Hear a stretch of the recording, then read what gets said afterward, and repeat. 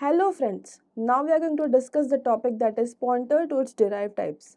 Yes, with the help of pointers we can access the values or the member functions of a pointer's derived types. And how we can use it?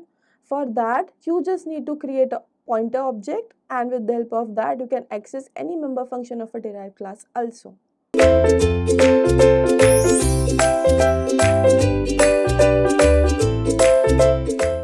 Pointer to the derived types. When we say a pointer to the derived types, whatever value you are creating inside the class of the derived as well as in the base class, you can access it with the help of any pointer object. We'll see in details. Pointer to its derived types. Pointer to the base classes and derived classes are related in types of pointers. In general, a pointer of one type ways that other cannot point to an object of another type. However, base class pointer and derived object are the exception to this rule. But in C++, a base class pointer can also be used to point to an object of any class derived from that base class. Consider that you have a base class called B and class called D, which is derived from B.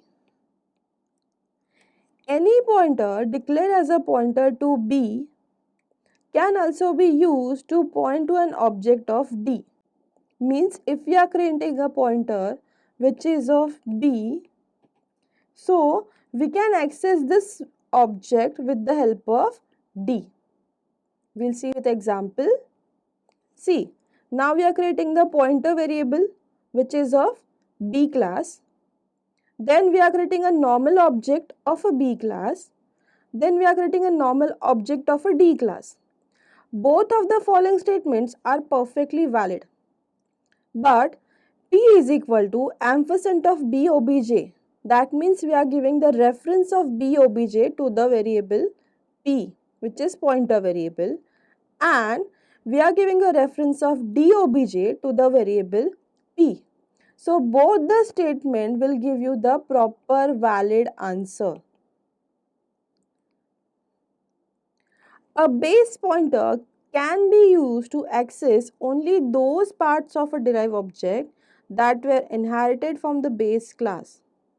For example, P can be used to access the elements of a D object inherited from a B object. However, the element which is specified to the D object cannot be accessed through P because P is accessing the B object. So you cannot get the access of D objects. And another point to understand is that although a base pointer can be used to point to an derived object, the reverse is not possible.